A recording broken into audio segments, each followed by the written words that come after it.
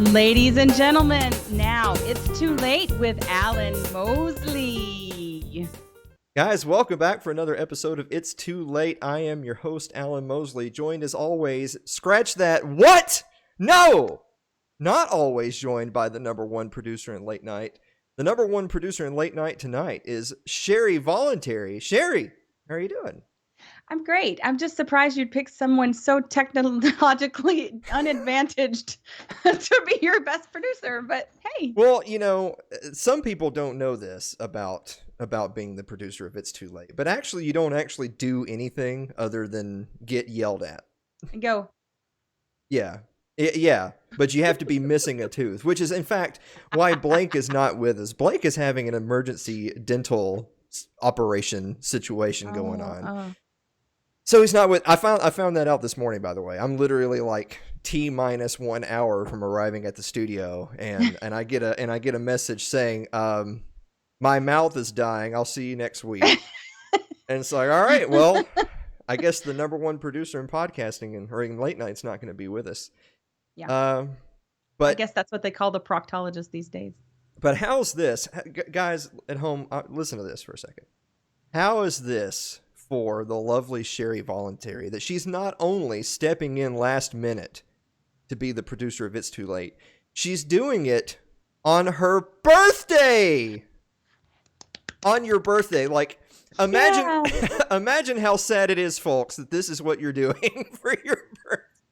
So for everyone else out there, when it's your birthday, just send us a note and you get to be the producer if It's Too Late without. But only if your birthday's on a Wednesday, I guess. Yeah, it's the consolation prize. Imagine how many people out there right now are looking at the calendar to see what day their birthday is on. Right. I hope it's on a Wednesday this year. Yeah. Said no one ever, except for Sherry. I mean, I'm turning 44. Like, it's not like I got big plans. So. Yeah. Well, I'll tell you what, speaking of big plans, it's that time of year that we really got to start pushing the live show. Ooh. So for folks who were there this last year, it's officially last year now as opposed to earlier this year because it is 2021. I know. In 2020, on March 21st was our episode 100 live special, and I you know what? I'm going to go ahead and give myself a pat on the back. It was great. It was great. It was a great show. We had an awesome band. Awesome. The band was worth coming for alone. Thanks. And we had great food. We had a dessert bar at the live show for episode 100. A bunch of people who know each other on the interwebs, but got to meet in person. All 17 libertarians on Earth were in the room spreading coronavirus all at the same time. Yeah. And so we're doing it again. So it's 2021. So March 20th this year. March 20th is the It's Too Late 2020 live show. So I guess we are actually going to do episode 150. We had argued about that. I guess we're actually going to do it. Yeah. So we're going to do episode 150, but we're also going to have live music and refreshments and door prizes. It's going to be a great time. So that's March 20th, 2021. Be from 7 to 10, and that's going to be here at the studio in Columbia, Tennessee. So you can go to alanmosley.tv/events. You can go to the website, click on the event tab, or you can go to our Facebook page and click on events. But you got to reserve a ticket because space is limited. Less because it's such a hot ticket, and more because space is quite literally limited. So you have to have a ticket. But I happen to know that a lot of really cool folks have already reserved their seats. I have not yet reserved my seat because I have one question for you. Okay. Will there be pie again? We haven't decided yet what we're going to do. We're going to have things. It's not like I can eat it anyways. I didn't eat any last year, but I did look at it and watch people make them uncomfortable watching them eat their own pie. So. Well, if there's one thing I know for sure is going to happen at this year's live show is people are going to be uncomfortable if you're in the audience. So if you enjoy being uncomfortable. Yeah, I'll be there and I'll make you uncomfortable. I'm good at that. So. Yeah, if you enjoy eating while having Sherry Voluntary just stare at you going, Sharon, like that, then come to the live show March 20th. Reserve your seat. I think Suzanne Sherman and the Wasatch Report gang are going to be there. Mike Meharry of the 10th Amendment Center and his wife will be there. The Voluntary Gang is going to be there. So I mean that is enough, but there'll be in live music again. So it's gonna be an awesome time. It was a lot of fun. I had a great time. Well, I'm glad you did. That's why we do it. We do it if you're my measuring stick. So if you had a good time, then it was a good time. Okay, that's a poor. if you had a substandard time, then it was a substandard event. Okay, then. Yeah. I'm glad to you think so highly of me. I think. What's your birthday? So ask me again tomorrow. Okay. Or later tonight. Yeah, exactly. So there's something, we try to do something kind of silly in the monologue. And I actually had to check with our religious scholar on staff, Mike Meharry of the famous Godarchy podcast, to inform me about whether or not what you're about to see is legit, wokeism, or retarded. Go ahead and watch this clip. Peace even in this chamber, now and evermore. We ask it in the name of the monotheistic God, Brahma, and God known by many names, by many different faiths. A man and a woman.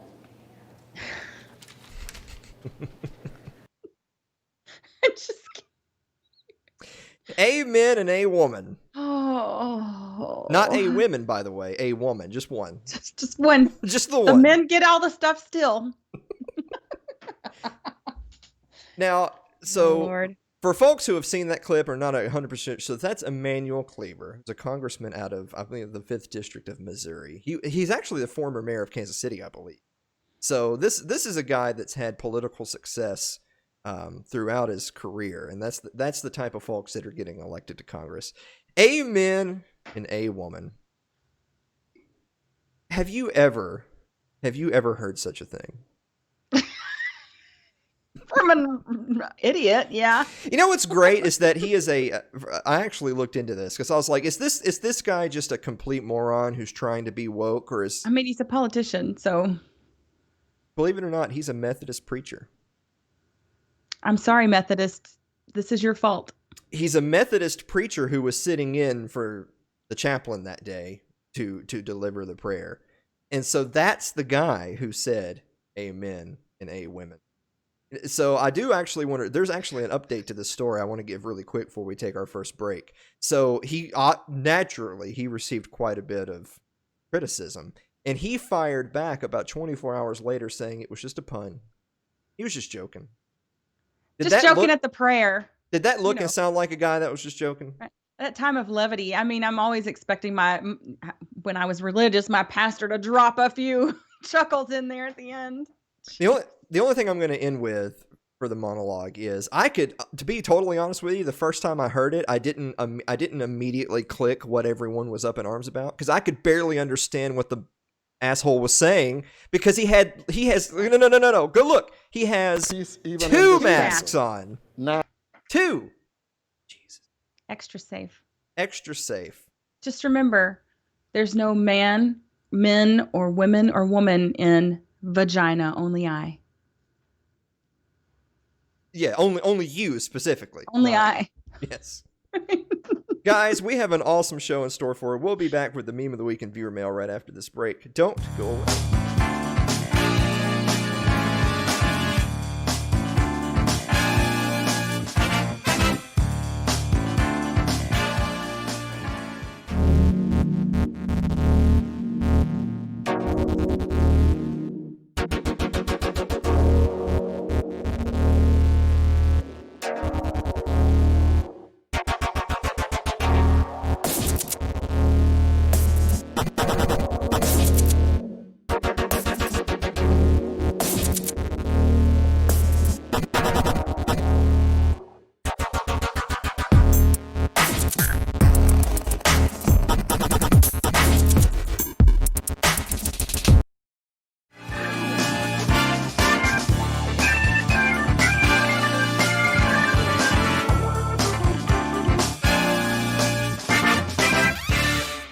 Speaking of there's some folks practicing some nullification up in DC right now. Might get my birthday wish. I know. What a great birthday you're having. We're going to save that for the next segment. In the meantime, hey, Sherry. Yes, Alan. What time is it? It's time for the Mimi of the week.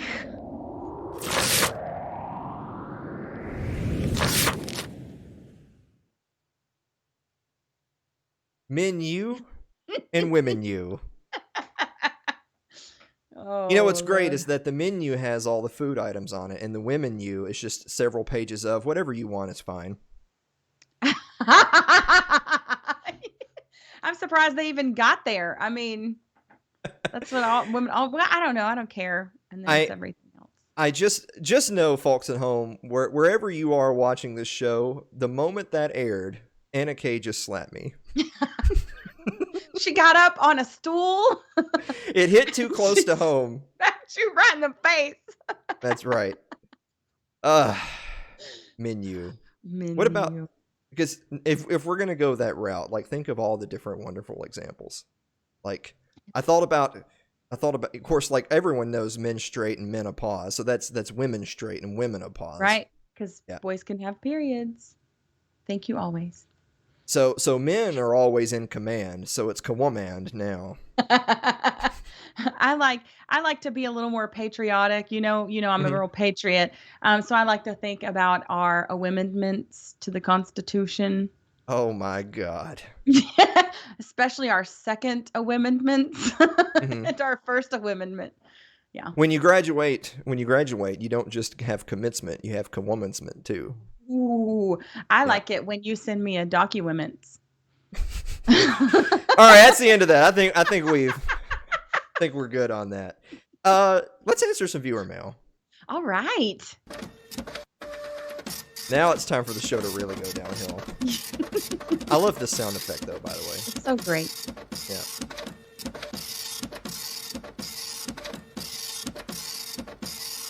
It's better than any jingle music. All right. First question comes from Liberty Late Night. The hosts of Liberty Late Night say, Dear Alan and Blake. Well, I guess it's Alan and Sherry. Dear Alan and Sherry, why does Facebook have me interacting as Liberty Late Night? That's because whoever's running the account over at Liberty Late Night is a boomer and doesn't know how to change who they're interacting as on Facebook. So actually, by the way, I actually sent them an image showing them where the button is. So I think sometimes on some pages it won't let me change it. It'll say like they're just deciding I'm interacting as one personality out of my many, and the other personalities get jealous. I knew that this wasn't the question for you. Really? Imagine that. Josh Wright writes, Dear Alan and Sherry, shouldn't Burr be on the $10 bill and Heemeyer be on the 100? You know, Aaron Burr should be on the $10 bill, I think. Okay. Instead of Alexander Hamilton. I know that might be too history insider baseball for some people. And by the way, Heemeyer's the name of the guy that built the Killdozer. Yeah. So Josh he should be on all the bills. I don't think it should be him. I think it should be the Killdozer. It should just be the Killdozer is the little green portrait. And it should have like a little thought bubble thing. If there's one thing I know we don't have on this show, it's thought bubbles. Andrew Avery writes, Dear Alan and Sherry, if you craft a pun about lockdowns, is that an inside joke? Andrew. One of these days, I'm going to have Andrew on the show, and he's going to have a whole 10 minutes. We're just going to let him do a stand-up. We'll just let him do a stand-up bit. And I think you should. Get it all out. Rachel Watson Kennerly writes, Dear Alan and Sherry, you didn't really answer my question from last week, so why should I ask one this week? Oh, the beautiful thing. The beautiful thing about this is that, for one, not really answering the question is kind of like the bit. Is having the question, but not really genuinely giving an answer is what we do for at least half the questions. And second of all, I love that is a question. So Rachel did ask a question this week. And so we'll just have to wait and see what Rachel's question is next week. It's going to eventually deteriorate to just why. Right. Just the letter Y, too. Not even like... This one right here is really appropriate. Jonathan Carranza writes, Dear Alan and Sherry, why hasn't Blake accepted my friend request? Ooh. If you had 4 hooves, you might be looking at...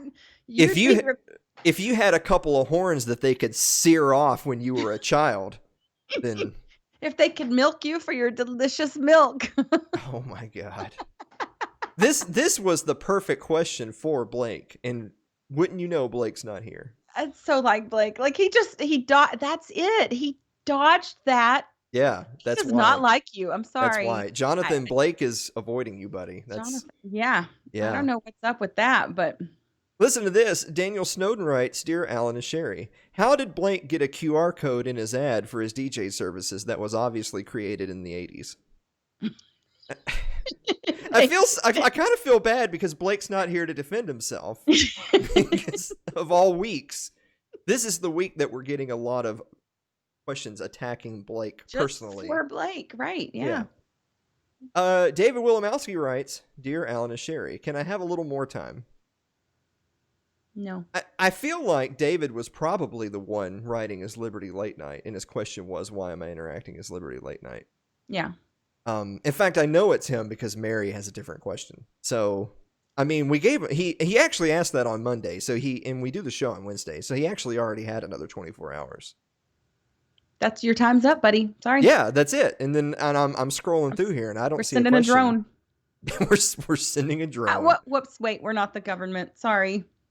Oh, this is a question up Sherry's alley. Dear Alan and Sherry, will you have those chocolate-covered strawberries at this year's event? I need to know before I book my flight. Who asked that? Suzanne Sherman did. I love her. That's my girl. Yeah.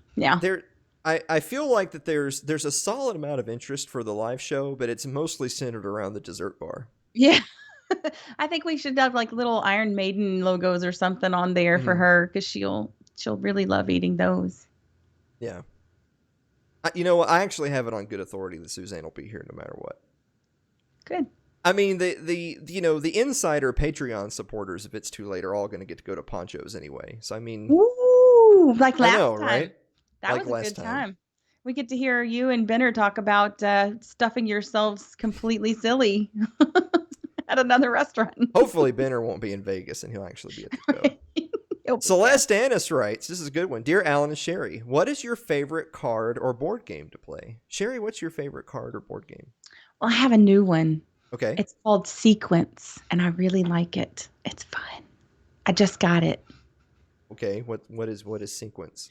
Sequence, you get 2 decks of cards, and you get so many cards, and then there's on a board that has all of those cards on it. And you have to lay them down in a certain sequence, and you put a chip on the place on the board. And once you get 5 in a row, twice, if it's 3 players and whatever, it's fun. Just do it. So Celeste's question technically said, "What's your favorite card or board game?" Your answer was a card and board game. So like me. That is so like you. You know what? Don't say Risk. Risk. Don't say Risk. Lyle Durio asks, Dear Alan and Sherry, if Congress doesn't approve 2,000 for Americans, is the writing on the wall for Nancy Pelosi and Mitch McConnell? Well, it's funny that you should mention that. So in the next segment, we're going to talk a little bit about old cocaine Mitch. And I think as of this recording, the writing's actually a little bit more than on the wall for cocaine Mitch, because it looks like he's no longer going to be the Senate Majority Leader. So sad reacts only in the chat for Mitch McConnell. But you know what? What's funny about this, I actually got into a little spat with somebody on social media recently. I know you're shocked to hear that. No. But it was a typical BoomerCon that was listing all the reasons why we were in trouble, because now that the Democrats are going to have the House and the Senate and the presidency, he specifically was talking about Nancy Pelosi. And he was specifically talking about how all the stuff Nancy was going to be able to do now over the next, say, 8 years if Biden were to win re-election.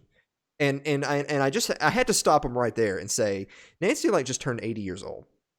First of all, she narrowly re-won her position as House Majority Leader. She shouldn't have in the first place. And all the writing is on the, forget the stimulus. That's old news at this point. The writing is on the wall for Nancy because A, a lot of people don't like Nancy, and B, she's 80 years old.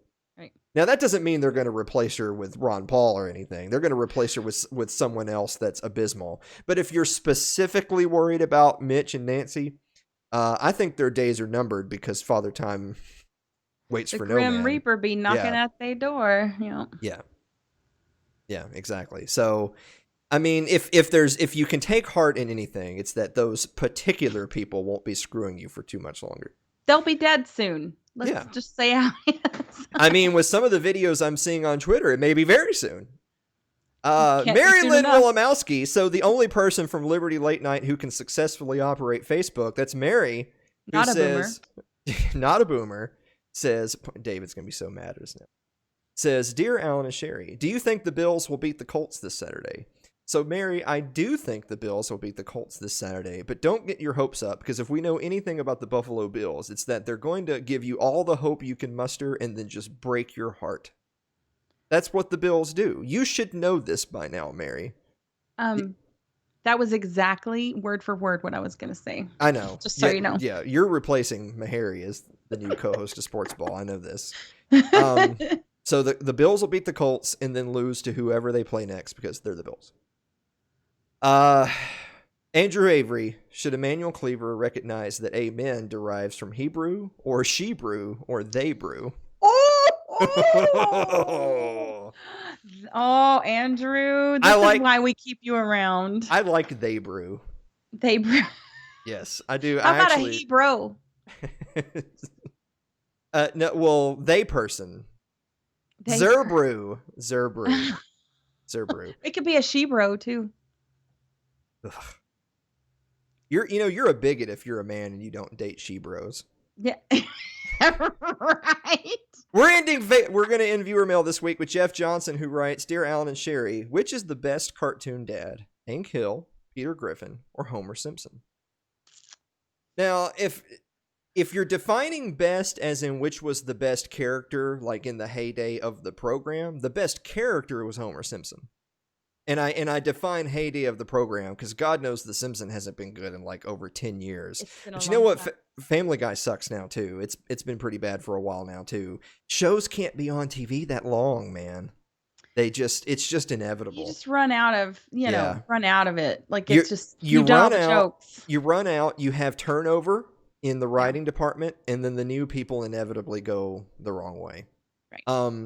Now, but if your definition of best is who's the actual best father, it has by default to be Hank Hill because he's the only one that's like a real human being, partly normal. Yeah, like Peter Griffin is dangerous. He's literally balls for a chin. He's literally retarded, and he destroys their home and like kills people on a regular basis. And Homer Simpson literally strangles his son. Yeah. So, but I would make an argument that Homer is better than Peter, because Homer actually, even though he he's not a great dad, he actually does exhibit love for his kids, and he stays around and he remembers his daughter's name and stuff like that. So yes. So Homer in terms of character, it's Homer, then I guess Peter, and then Hank. In terms of an actual father figure, it's Hank, Homer, Peter. Yeah. So there you go. We agree, Alan. Yeah, I'm glad we can hit the hard-hitting libertarian issues on this program. You'll only get that crap here. Thanks. Stuff. I meant stuff. Yeah, Well, speaking of hard-hitting libertarian issues, we're going to move on to the Georgia Senate races and what this means for McConnell, Trump, and more after this break. Don't go away.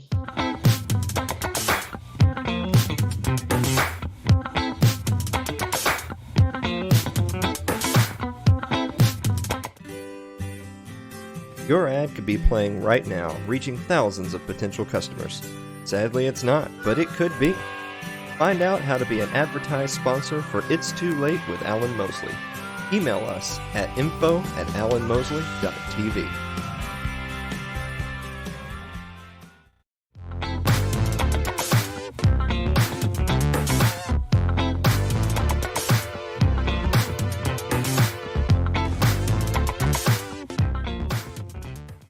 I feel like that's really the only reason anyone watches this show is for the funky bumper music. I mean, that's some cameo-worthy bumpy. I mean, the band cameo. This is great. I like it a lot. So, you might remember all the way back at election night, it looked like Trump had a sizable lead, and then everyone went to bed, and then you woke up in the morning, and just like that, there were Republican tears. Just you could drown in them. Everyone but us went to bed. We talked about it the whole time. Yeah, we talked about it. That's right. And wouldn't you know, Georgia Senate runoff. Looks like both races are going to go the Democratic way. It looks like Ossoff has won against Perdue, and Warnock, who is just a delightful human being, looks like he has won against Loeffler. And that, ladies and gentlemen, is bad news for one person in particular.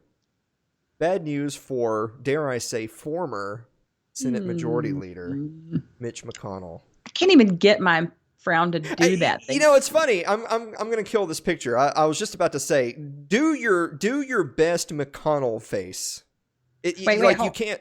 Gotta get a big fat double chin. You can't droop the corners of your mouth far enough to do look. The corners of his mouth are down to his bottom of his chin, folks. That's. Ooh, and he's got that overhang, like, you know, the men that. It's all that neck skin, and it hangs over their collar now. And you got all that people's money you've stolen. Get your neck fixed. Jeez. Make me look at that crap. So I know that as the time that we're doing this episode, there's some nans going on in Washington, D.C. I actually don't have any video of that for the show, because that's really not what we're talking about today. We're really going to talk about a different angle of this. My birthday present. But there's some Republican snowflakes storming the Capitol building, and I mean, you could drown in D.C. right now in all the salt from the Trumpers. And you know, for the leading up to this January 6th group therapy session that was planned in D.C., you know, people were talking about election fraud, not seating electors, rejecting states' electors, having a different slate. And I do want to mention really quick before we move on to the meat of this that Thomas Massie actually summed this up great when he said, like, look, first of all, my understanding of the Constitution is that the states have their electors, they send them to D.C. It's not Congress's job to determine the validity of those electors. It's the state's job to determine the validity of their electors. And if by some crazy chance, and it has, believe it or not, happened in U.S. history, if by some crazy chance there's some issue with corruption or fraud, or the state legislature, say the state of, I don't know, Pennsylvania, were to decide that their electors were not legitimate, then that state's legislature would then need to go to the federal house and say, you know, we're going to send you a separate slate of electors. We want you to reject the one for these concerns and use this slate. But that actually didn't happen. And this is kind of the crux of Massey's point, is that if that was the route you were going to go, then you still have to do it the quote unquote right way, which is the state legislature should be writing us saying, this is illegitimate. Right. We have elected a separate slate of electors. Use these instead. Here's the reasons why. No, folks, no state has done that. Right. You can whine and moan and groan and complain all you want about irregularities. And by the way, I'm not saying there's not evidence of irregularities. Not that there isn't irregularities in every election every year.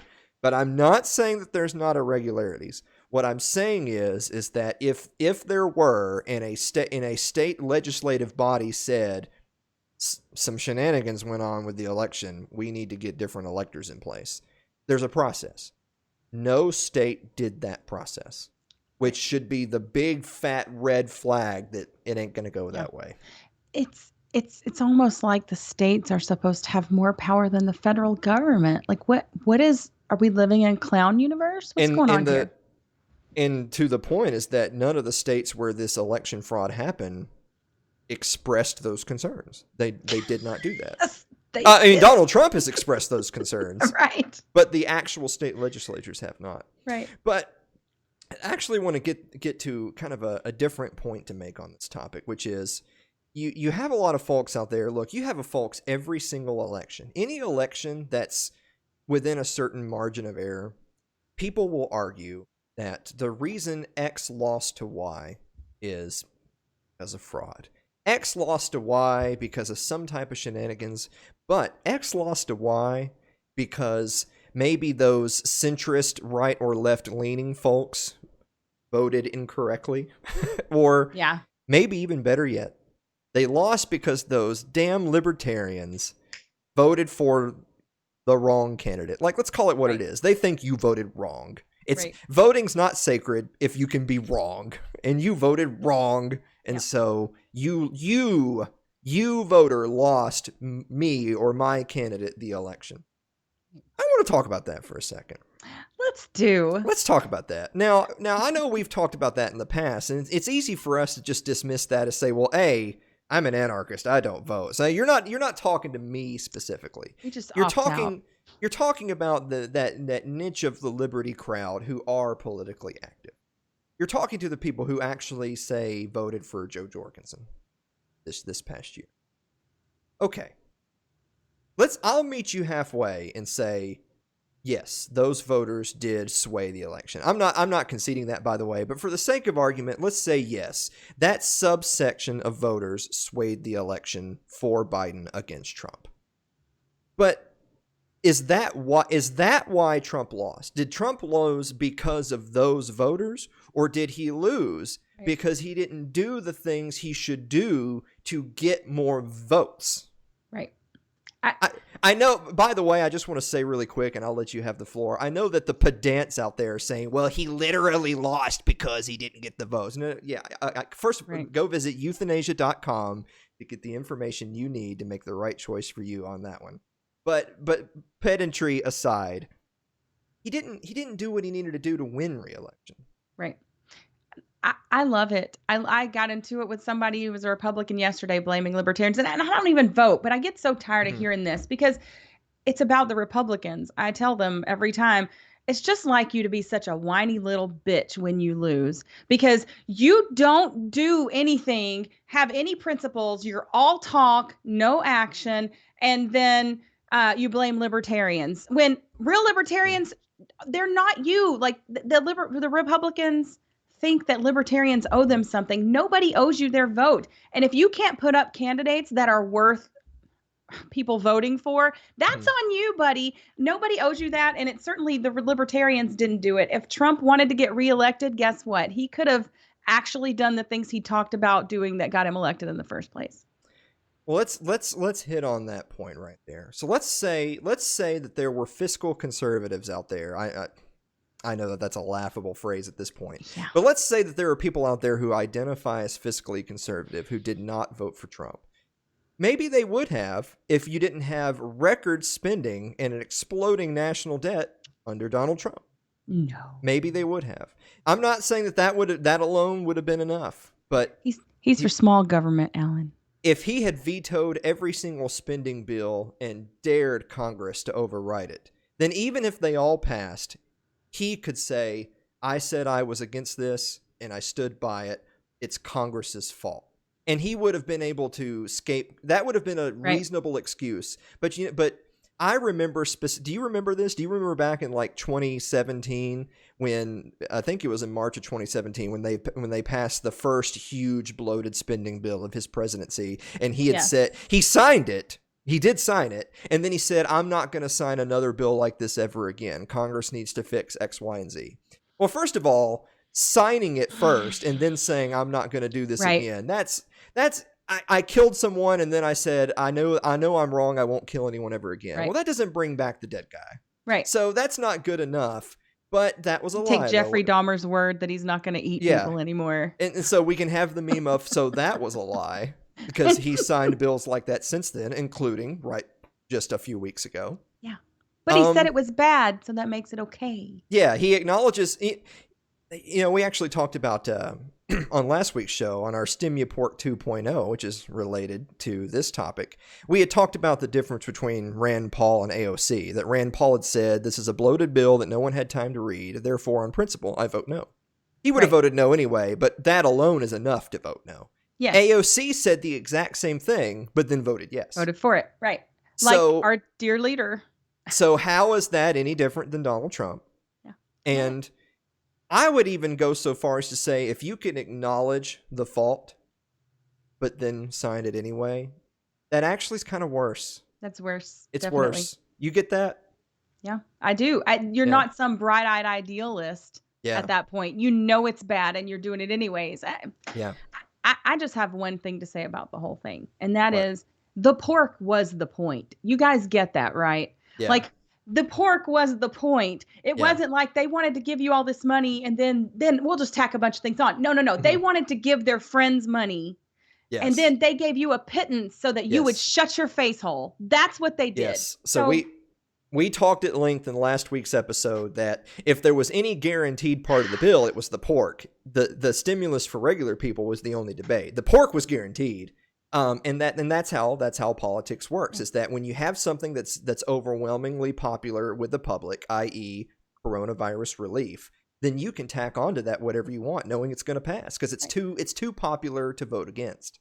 And speaking of that, poor Mitch McConnell of all times to put his foot down. By the way, Mitch McConnell, I know, just so the people at home don't confuse us. Like, look, we're against bailouts and stimulus bills and inflating the currency, period. Right. But if you're gonna, if it's a moot point, if it's gonna pass no matter what I can't understand is you being for all the pork, but against cutting the pork and adding it to stimulus for regular people. Or not understanding these are the same people that have put people out of work over some nonsense. Yeah. And so therefore they kind of do owe them, and I mean, I guarantee you Mitch McConnell couldn't get a new lizard suit for $600. So we'll talk about three different groups. The first group is, okay, your genuine little c conservatives, little r Republicans who didn't vote for Trump. Trump could have done more of those things, didn't do it. Let's move on to maybe some more people who, maybe some more left-wing leaning people, maybe people who one of their main issues is the war on drugs. Tell you what, Donald Trump could have, of course, as a grandiose gesture, he could have pardoned all nonviolent drug offenders. He could have pardoned Ross Ulbricht. Yeah. He could have, just at a minimum, they could have rescheduled marijuana. That's just getting your foot in the door, by the way, of ending the war on drugs. But at this point, getting your foot in the door is a good thing, right? So at a minimum, he could have said, we're not prosecuting marijuana felonies anymore. This is ridiculous on its face. It's time to start winding down the war on drugs. I guarantee you that if he had done even one of that short list of things right there, at a minimum, I bet he would have won the election. I think a lot of people who are in the center, which is what the general is more about, and I think some people that definitely lean left, but can look at Biden and Kamala and say, well, these are drug warriors. Like this, they might be running on the left ticket, but these are drug warriors. So if Trump represents the least drug warrior-esque person of this election, then I'll vote Trump. He could have done that. Yeah. But he didn't. Can you imagine what that would have secured for the Republican Party? Like, people who were pissed off about losing and blaming libertarians. Your own guy who wanted to get in and could have just done all this stuff to stir the pot in the end could have secured the future of the Republican Party by doing those things and pulling millions of people from the center towards them. But no, he didn't do that either, you guys. The dude's a friggin' failure all the way around. And finally, those libertarians, the true die-in-the-wool libertarians who are politically active. Trump did a lot of talking when Obama was in office about the failed war on terror and how Ron Paul was right. Remember that? Ron Paul was right? I do. He did a lot of talking about drawing down the troops and ending the wars. Even recently talked about getting the troops home from Afghanistan by Christmas. But while it might be true that he didn't, I know, right? Check your watch. While it might be true that he didn't start any brand new spanking wars, not that they're not trying to in Iran, by the way. Right. They are trying hard. Guys, that's a bunch of political theater. The wars are still raging right on. He actually expanded operations in some wars. He did more drone strikes, more bombings. The troops are not home. That was talk. Talk is cheap.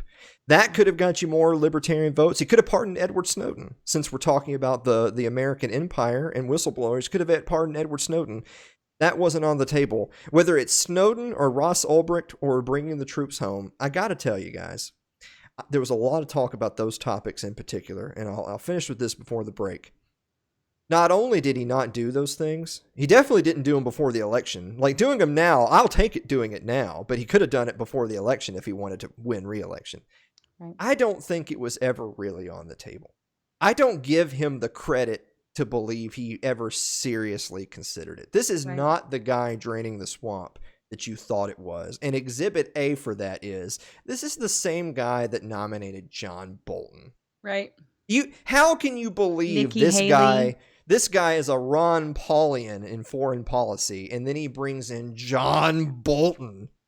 Yep. No, that's the worst thing. You bring in the architect of evil and say that you're about getting rid of evil. Like, this is, and the saddest part is, once again, Republicans. They're the saddest freaking people on the planet, because as long as someone says, well, we're going to do these things for you, we're going to, they still want them to go all around the world and beat everybody, but we're going to do these things, and then they don't do it, and they go, we still got to have them in there because reasons. Like, you're pathetic. You need to wake up by now. Like, so this Q people. So case in point, when the group therapy sesh is over in DC today, just remind yourself that you didn't lose because of the shenanigans. You lost because your candidate didn't win. I think, and there's that's the distinguishing fact. Difference. You didn't lose, your candidate didn't win, and he didn't win because he didn't do the things to win. Right. We're gonna finish that point with one last pardon he could have made, and that's Julian Assange. So we're gonna have an Assange update after the break.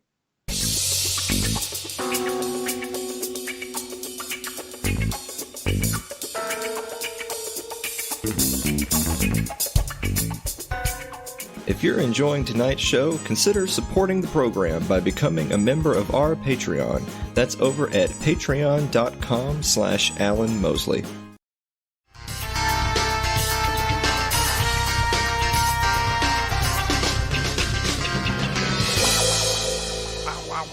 Wow. I love it. That's the best part. This is the best part. So speaking of pardons, by the way, I know that Trump has been giving out pardons like candy, but he's been giving them out to some of the worst people. He's given them out to multiple war criminals. Right, the war machine. He's given them out to people who murdered innocent Iraqis. But I'll tell you who he hasn't called off the dogs of war on.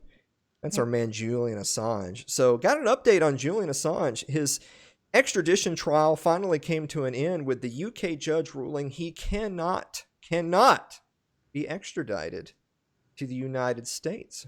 British judge rules. Judge says it would be oppressive to extradite WikiLeaks founder to U.S., citing concerns for his mental health.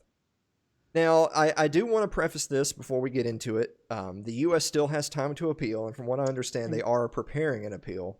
Doesn't necessarily mean the verdict will be changed, but as of this recording, he was denied bail.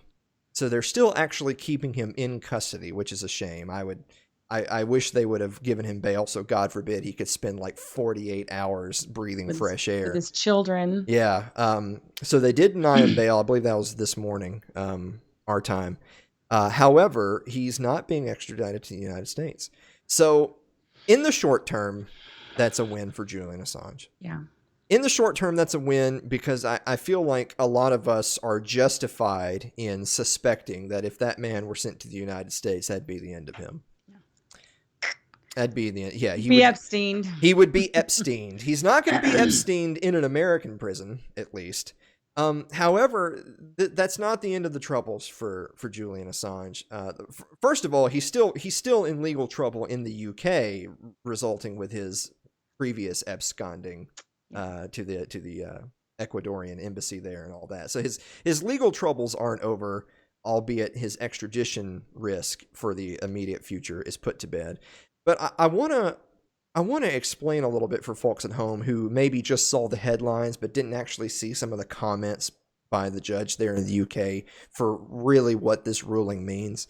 In short, it's good for Julian today, but it's not a victory for journalism and for whistleblowers overall. And I want to get into that a little bit. So we've got the editorial here from The Guardian.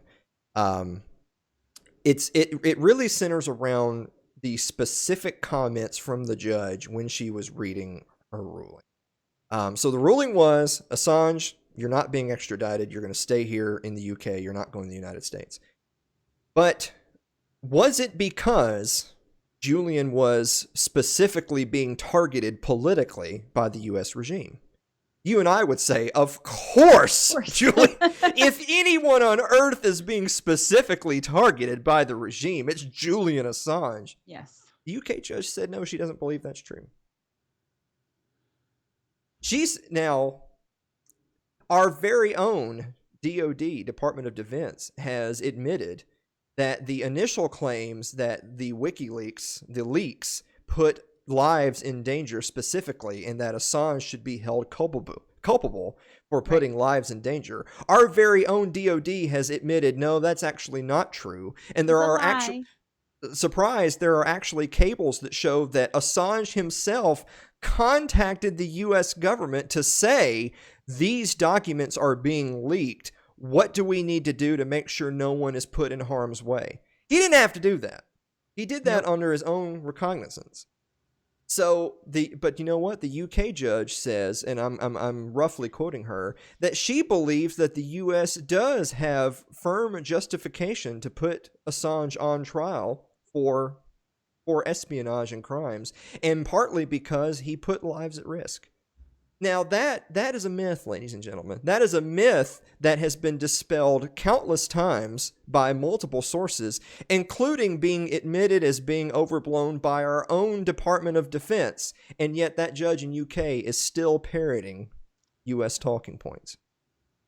And so if you're wondering, well, then how did we get the ruling? Because I'll be honest with you, I was following the ruling live, and as she was going through this information, I was like, oh, this doesn't sound good.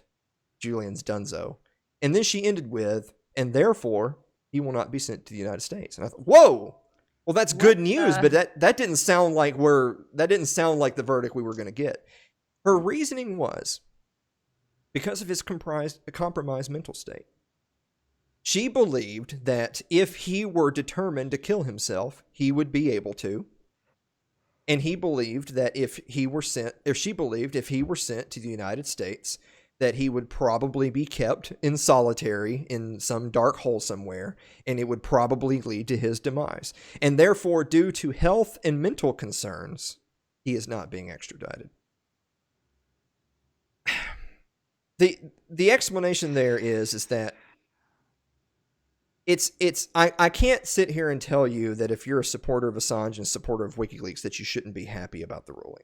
You should be happy because the man's life is safe, at least for a little while longer. Yeah. And my personal opinion is I don't think Julian Assange is ever going to be a free man. But there's at least hope. There's at least a light at the end of the tunnel as long as he's not in the United States. If he gets sent to the U.S., it's game over. Yeah, put him in a hole so deep and dark. By the way, all these MAGA types who are mad at the ruling because they still hang on to this tinfoil nonsense that Trump's got some master. It's Q, right? Like he's going to get sent to the U.S., but then Trump is going to write him a pardon really quick and then use him to testify against his opponents. Oh my God, if you believe that, I'm sorry, you can't be taken seriously. We have some land to sell you in Louisiana. Yeah, so I'm not going to sit here and tell you that you shouldn't be happy for the ruling, because it's great news that he's not being extradited. And if there is any hope that he'll ever see his children again, it required that ruling. However, the fact that the reasoning for the ruling is because of his compromised mental state, which, by the way, considering the pressure he's been under, considering how he was holed up for so long, and then considering that God only knows what they've been doing to the man while he's been held up in Belmarsh, I think all of our mental states would be compromised at this point. Yeah. I don't want to get into too much, like vague opinion, but I to be totally honest with you, Sherry, I don't think he'll ever be a free man, and to be totally honest with you, I don't think he's that long for this world. Yeah. It won't surprise me if that's how things end up. I really hope, obviously I hope that doesn't happen. And obviously I hope it doesn't happen for his own sake and for his supporters' sake and his children's sake. I also hope it doesn't happen because no matter, if he had a heart attack right now and died, there would be a million conspiracies out there about how he really died. Right. So I just don't, you get tired and I don't want to deal with all that. But with that said, it's in a sad sort of way, though his life lingers on. It's a blow to journalists and whistleblowers, because Absolutely. it tells us that if this situation were to repeat, if you or I were Chelsea Manning or Seth Rich, rip, Yeah. or Daniel Snowden, and you or I got caught and were put on trial, that we're not getting a health excuse. Right. We're going to Gitmo. That's where we're going. Yeah. And they're going to do it so fast. Yeah. Like they're going to do it with, extra judicially, because then it's easier. They've got you, and then they'll just stack the deck the way they need it. Yeah. There won't be any appeal. I saw specifically some comments from people in the UK that were saying, I mean, it's tough, because I guess I should be happy that we got something right, as in a judge from their country got something right. On the other hand, what's going to happen next time? Like the door is wide open that the next time we're back in court for the next poor whistleblower who the American empire has gone sideways with, the UK is going to throw him to the wolves. It's going to happen. Yeah. And can I just say, this judge, what she made is a non-decision. Like, this is a placeholder decision, in my opinion. Hold on. Let me get my tinfoil crown to put on here, which I don't believe it's tinfoil at all. I think the movement to free Julian Assange and to expose the American empire for what it truly is has been growing and growing amongst, the populace of this country and others. And I think that they didn't want to have this going on. Like, they didn't want the movement to have any more steam. So what they're doing is making a non-judgment, really. It's just a placeholder, and then taking the steam out of the movement. Yeah. Don't let them fool you like that. Don't let them take the pressure off and go, oh, we won. It's like we won, and then they just do the next one quietly, and they get him and they bring him back and it's done. So I really believe that this is a tactic that the state often uses when a movement amongst the populace, like look at the Tea Party, look at the Wall Street thing. Like when it has some movement, they do things that just, it's like the giving you the little $600 pittance. Here you go. Even if it were 2000s, that's a pittance in comparison to what they gave everyone else. So we'll give you your little crumbs and make you feel better about the world. And then you can carry on about your day and then forget it. And then we'll still do whatever the hell we want to do. I'll tell you what it is. At the end of the day, that ruling is, we will show you mercy, but mercy doesn't say you're right, you're virtuous. You are doing good for the world. You are exposing the crimes of an evil empire. No. It didn't say any of that. It said, we find mercy on you, but you are still wrong. You're still the enemy.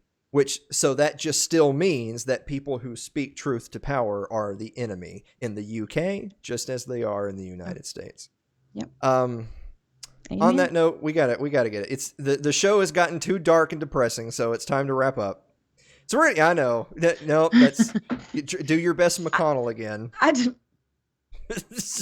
You're going to have a stroke to do a McConnell. I know. I'm going to have to get the vaccine for COVID to do it. McConnell. Now the show's going to get deleted. Thanks a lot, Sherry. Guys, we'll be right back after this final break.